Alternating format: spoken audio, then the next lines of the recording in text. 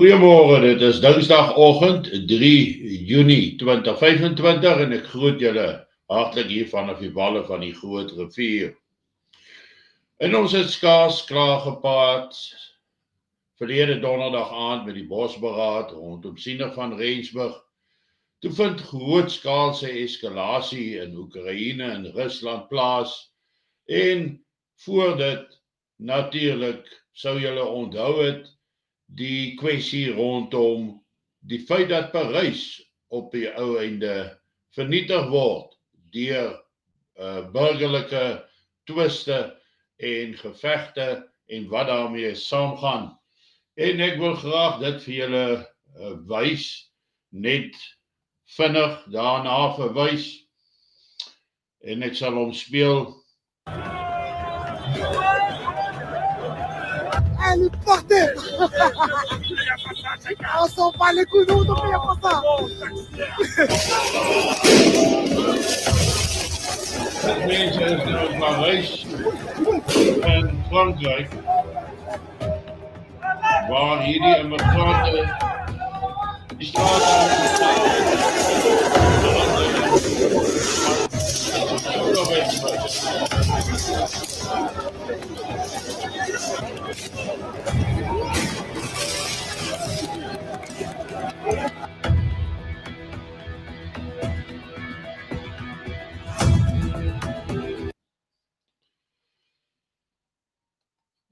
dit so vinnige ene, as 'n ou nou kyk in die agtergrond daarvan, maar die groot eskalasie het plaasgevind in Rusland en Oekraïne.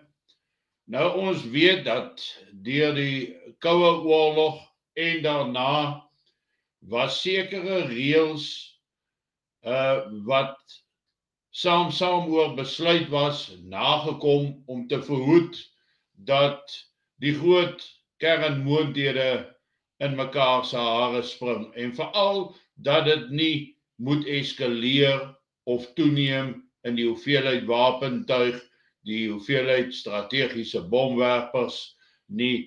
En een van die reëls was dat hierdie strategiese bomwerpers aan beide kante moet te alle tye sigbaar geparkeer word, sigbaar wees, sodat die lande mekaar deur middel van hulle satelliete kon monitor om te kyk dat hierdie hoeveelheid bomwerpers nie vermeerder word nie of dan daarvoor nie verantwoording gedoen kan word nie.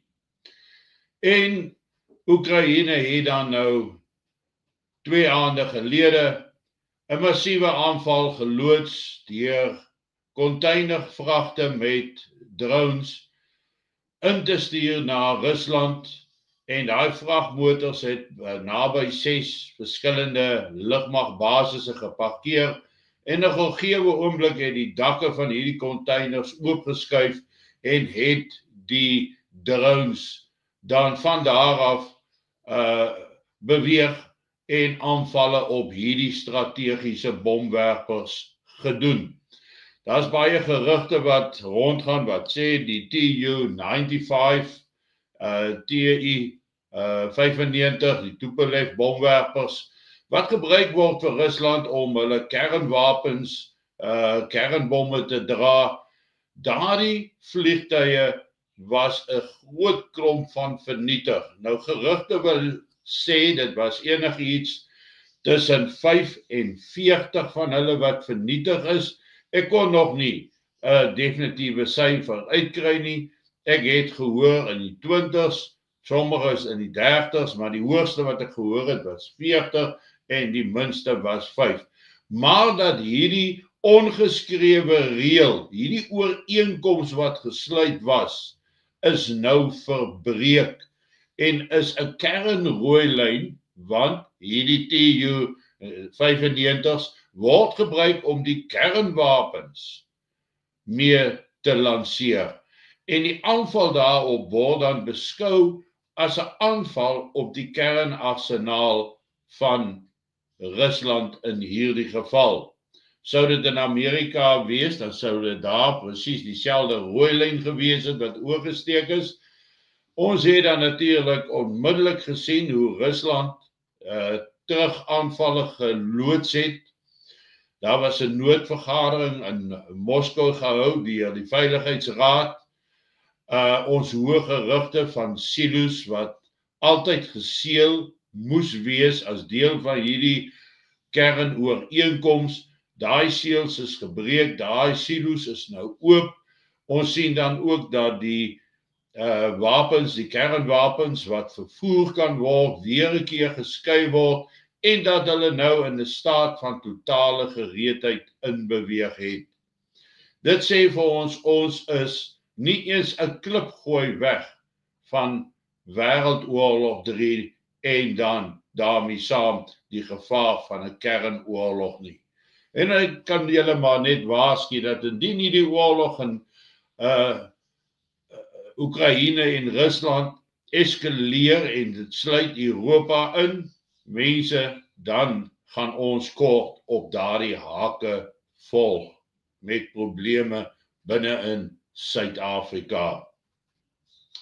Ons hoor die gerugte, ons sien dinge wat gebeur. Selfs Brittanje het nou gekom, Keir Starmer, en ek gaan dit vir julle ook wys, wat hy gesê het, dat hulle nou uit die aard van die saak gaan probeer om vir Brittanje op 'n oorlogsgereedheidsvlak te bring. Dis nie goeie nuus nie, dit sê vir my, dit is asof dit voortgestuur word. Ek gaan vir julle hierdie stuk speel, dan kan julle dit luister.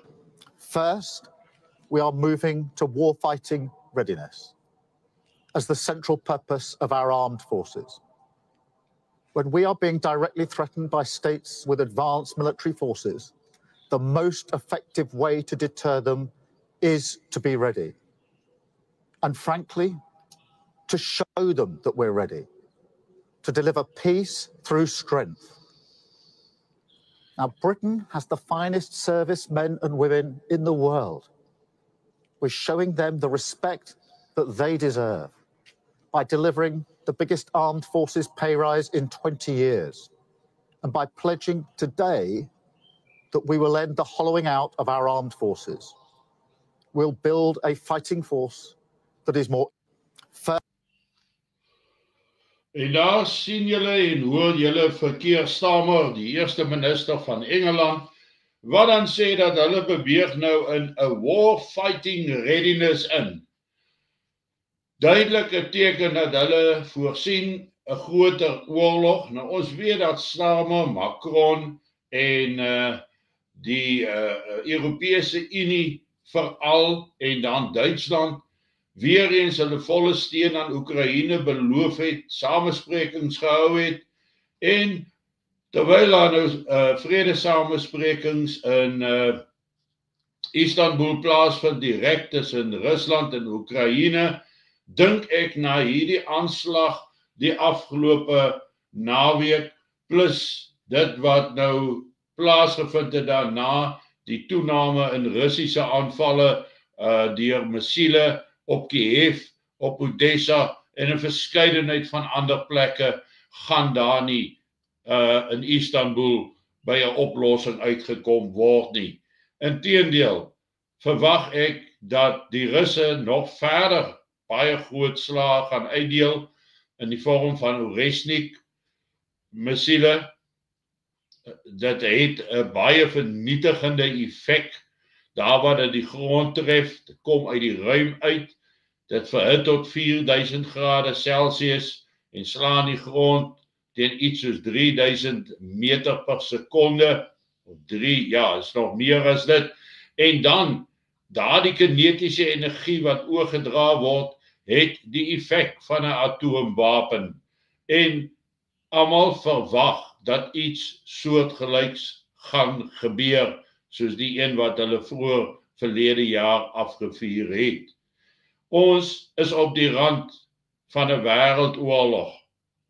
Ek dink nie ons mense in hierdie land, Suid-Afrika, besef wat die impak van 'n wêreldoorlog op Suid-Afrika gaan hê nie. Nie direk nie. Ons gaan nie sit met noodwendig enige vorm van kernneerslag nie, maar dat ons dan skielik 'n gebrek aan brandstof, 'n gebrek aan pagte, 'n gebrek aan toerusting, 'n gebrek aan sekere voedselelemente. Jy kan na die hele spektrum kyk.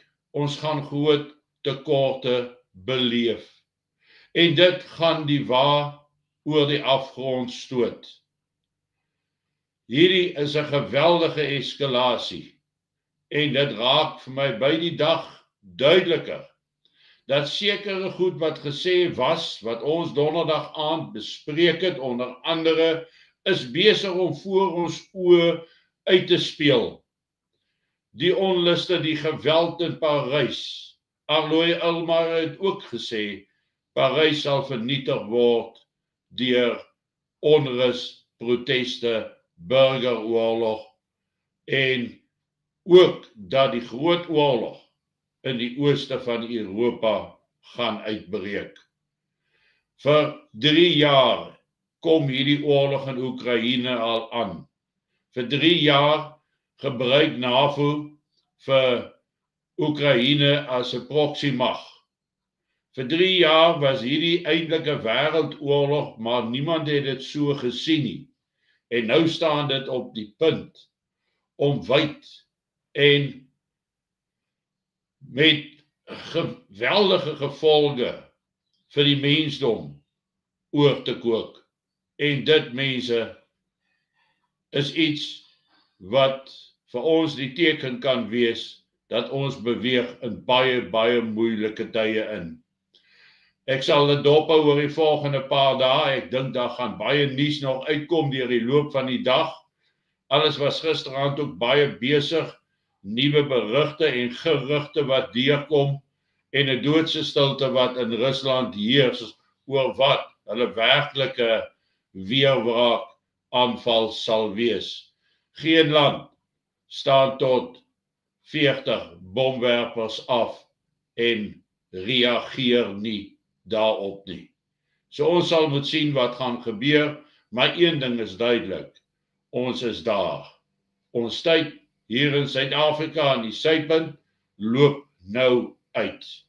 Dis duidelik dat die tyd vir diplomatie, dat die tyd vir politiek is so te sê verby en dat dit bloot net vertragings gaan teweegbring en nie noodwendig die oorlog stop nie.